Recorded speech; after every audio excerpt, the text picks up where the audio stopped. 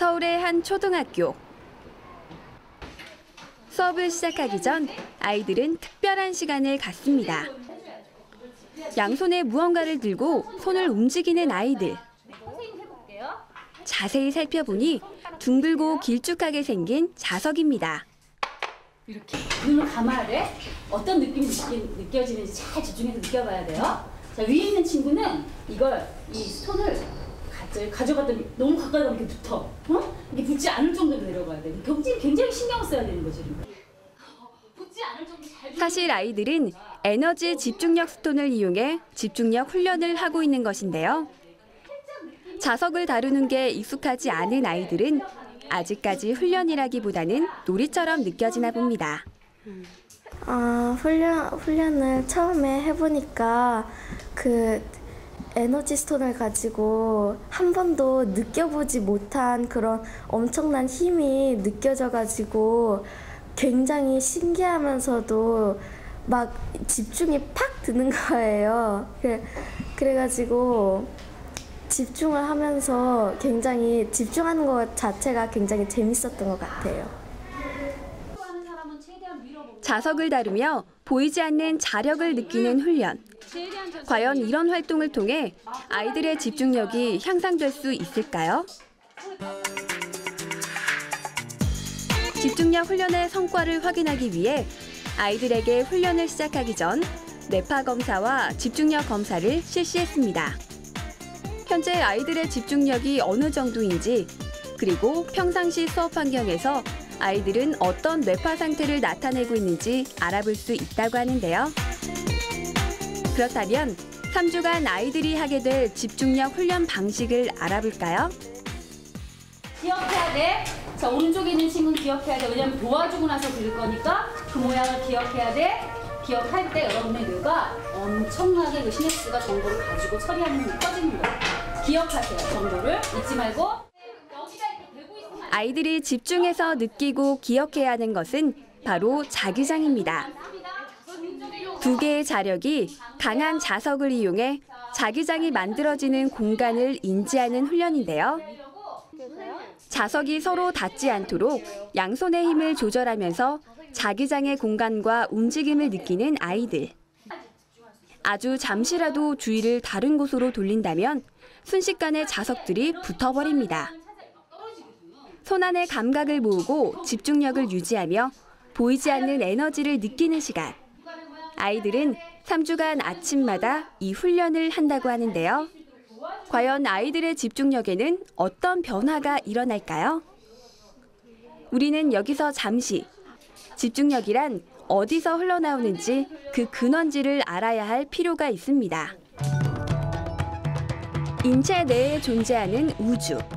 아직도 그 깊이를 알 수 없는 인간의 뇌를 단편적인 구조로 살펴보면 크게 6개의 부분으로 나눌 수 있습니다. 대뇌, 소뇌, 간뇌, 중간뇌, 교뇌, 그리고 연수라고 하는 순뇌인데요. 이 중 뇌의 가장 큰 부분을 차지하는 대뇌를 살펴볼까요? 사고와 언어, 감정과 기억 등의 정신활동을 좌우하는 대뇌는 문명의 진화를 이끌어온 인류의 지능, 그리고 창의력과 밀접한 관련이 있습니다. 특히 대뇌의 앞부분을 차지하는 전두엽 중에서도 머리의 이마 앞부분에 위치한 전두엽의 활동은 집중력에 영향을 끼칩니다. 실제로 우리가 어떤 일에 집중한 순간 전두엽은 뇌의 변연계와 감각 영역에 억제 신호를 보내며 다른 뇌 영역으로부터 들어오는 자극은 감소시킵니다. 다시 말해 집중력을 높여 유지하는 일은 전두엽 기능의 활성화와 상호관계가 있는 것이죠. 3주 후 다시 아이들을 찾았습니다. 수업 시작 전 아이들은 매일 반복적으로 집중력 훈련을 해왔는데요. 자, 이렇게 잡아보세요. 그리고 이게 부딪혀서 소리 나면 안 되죠. 이거를 자기가 자석의 힘이 느껴지는 최대한 먼 거리를 잡아보세요. 느껴지는 먼 거리. 그래서 천천히 돌립니다. 천천히. 아주 천천히. 빨리 돌리면 안 되죠. 느끼려면 천천히 돌려야 됩니다. 땡기면 끌리지 말고 최대한 동그랗게 천천히. 준하나 조금 더 천천히. 오, 천천히. 옳지. 아주 잘하고 있어. 천천히. 처음 아이들을 만났을 때와는 달리 자석을 다루는 모습이 꽤 능숙해 보이는데요.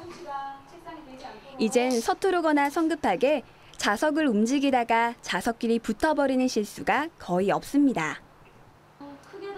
그리고 천천히 움직이는 동작을 유지하는 시간 또한 꽤 길어진 것 같은데요.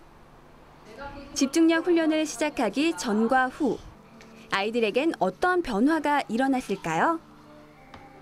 저의 자기장을 느끼고 나니까 이제 좀 뭔가 좀 차분해지고 좀 그랬던 것 같아요. 수업에 선생님을 집중하거나 아니면 시험을 볼 때 좀 틀리지 않는 걸 자제할 수 있는 것. 요즘 아이들이 핸드폰이나 컴퓨터에 집중하는 그런 아이들에게 자기 자신에게 집중할 수 있는 그런 계기를 마련해 준 거. 그렇게 해서 가장 큰 변화는 어떤 문제에 부딪혔을 때 굉장히 진지하게 받아들이는 태도가 많이 달라진 것 같습니다. 그리고 친구들이나 저희 교사의 이야기에 굉장히 귀 기울여 듣게 됐고, 그리고 학습하는 데도 좀 집중력이 향상이 많이 된 것 같습니다. 선생님의 말씀대로라면 집중력 훈련의 효과가 제대로 나타난 것 같은데요. 이 그림들로도 학생들의 변화를 알 수 있습니다. 자기장, 즉 에너지의 흐름을 그림으로 표현한 아이들. 처음에는 자석의 힘조차 조절하지 못하던 아이들이 이젠 자유롭게 손에서 느껴지는 자기장의 형체를 그려냅니다. 그만큼 한 부분에 집중하는 시간이 늘어났다는 증거일 텐데요. 객관적인 검증을 위해 다시 한번 아이들에게 뇌파 검사와 주의 집중력 검사를 실시했습니다. 3주 동안의 집중력 훈련. 결코 길지 않은 시간이지만 아이들의 집중력에 어떤 변화가 생겼다면 뇌파 검사와 주의 집중력 검사에서도 분명 차이가 나타나겠죠. 며칠 후 학생들의 데이터가 나왔다는 연락을 받고 집중력 향상 프로그램을 주관한 한국뇌과학연구원을 찾았습니다. 한국뇌과학연구원은 인간 뇌의 실질적인 활용 분야와 개발 가능 분야를 중점적으로 연구하기 위해 설립된 민간 연구기관인데요. 학생들이 집중력 훈련을 시작하기 전과 후의 뇌파, 분석 결과는 어떻게 나왔을까요? 1개월 에너지 집중력 스톤 훈련을 마치고 나니 뇌파 측정 결과로 그 SM알파와 세타파가 증가한 것이 발견이 됐습니다. SM알파는 그 집중 상태일 때 나타나는 뇌파이고, 세타파는 뇌가 이완된 상태, 아주 편안한 상태일 때 나타나는 뇌파로 알려져 있습니다. 그래서 이 두 가지 파가 유의미하게 증가했다는 의미는 아주 이완된 집중 상태가 나타났다고 볼 수 있습니다. 뇌에는 사람의 활동에 따라 다양한 뇌파가 나타나는데요. 뇌의 활성화 여부에 따라 그 변화를 주파수로 측정할 수 있습니다. 뇌파는 주파수에 따라 델타, 세타, 알파, 베타, 감마파로 나눌 수 있는데요. 뇌가 활발히 활동할수록 주파수가 높아집니다. 세타파는 깊은 명상을 할 때나 노곤노곤 졸릴 때 혹은 잠들기 전에 발생하고요. 알파파는 심신이 편안한 상태일 때 나타납니다. 창의적인 사고를 할 때도 알파파가 증가한다고 하네요. 베타파는 각성 상태나 깨어있을 때 혹은 긴장할 때 나타나는 뇌파입니다. 이 알파파와 베타파 사이 주파수를 SM알파라고 하는데요. 뇌가 깨어있는 각성 상태지만 긴장하지 않고 마음이 안정됐을 때 나타난다고 합니다. 학생들의 뇌파 검사 결과 각성 상태를 나타내는 베타파의 증가와 함께 SM알파와 세타파가 증가한 것을 알 수 있었는데요. 그렇다면 이 두 가지 뇌파의 활성도는 집중력과 어떤 관련이 있는 걸까요?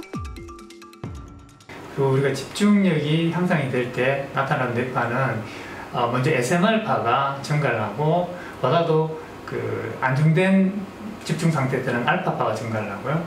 보다 깊은 집중 상태 때는 세타파가 증가하는 것으로 그렇게 학계에 보고가 되고 있습니다.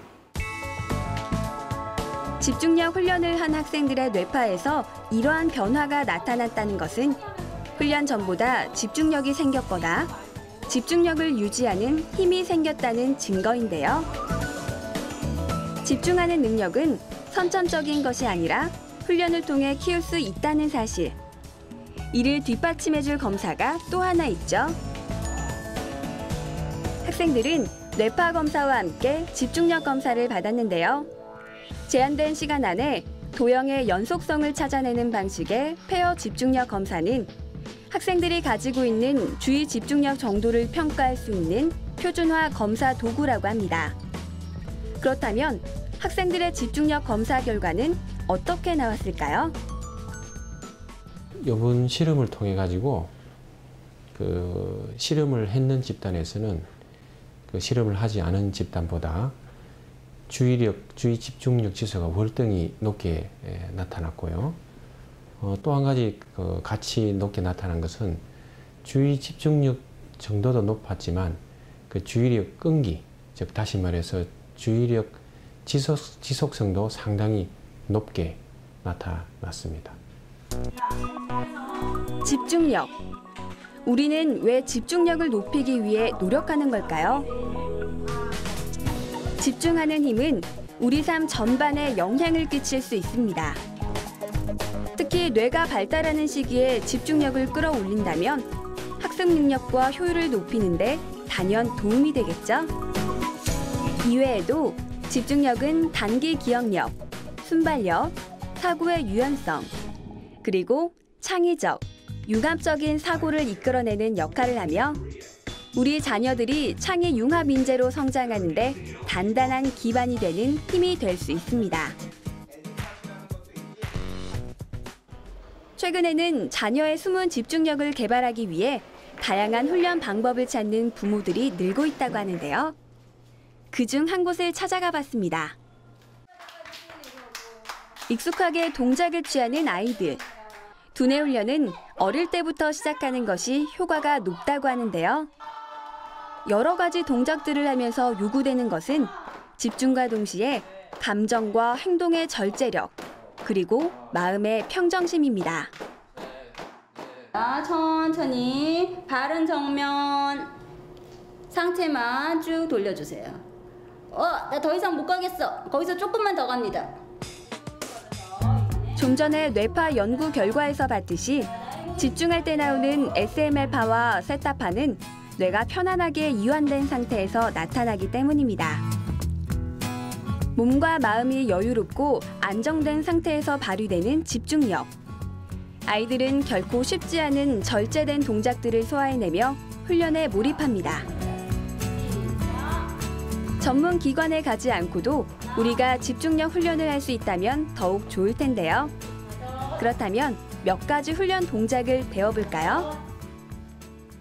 자, 지금 보여드릴 동작은 무한대 훈련입니다. 이 훈련은 좌우뇌를 통합적으로 활용해서 언어적 사고의 흐름과 자기의 표현력을 높여주는 훈련입니다.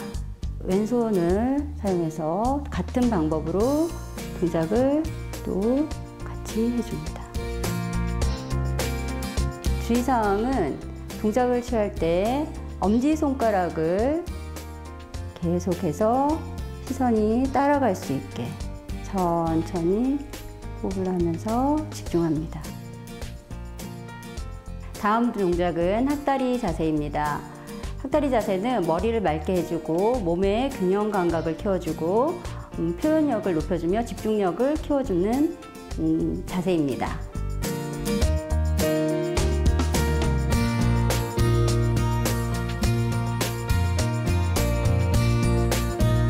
동작이 익숙해지면 눈을 감고 집중할 수 있도록 훈련을 합니다.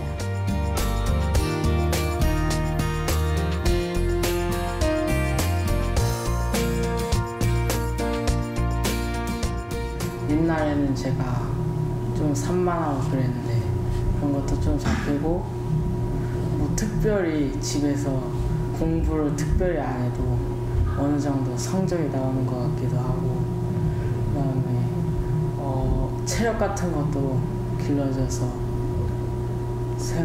생활하는데 조금 더 편리한 것 같아요. 먼저 이제 초등학교 때부터 이제 학습에 이제 도움이 되려고 하기 시작을 하게 되는데 점점 하다 보니까 일상생활에도 도움이 되고 학교 뭐 생활이라든지 이제 사회에 나가서 인간관계라든지 이런 게 많이 발전이 됐어요. 여러분의 집중력은 어느 정도인가요?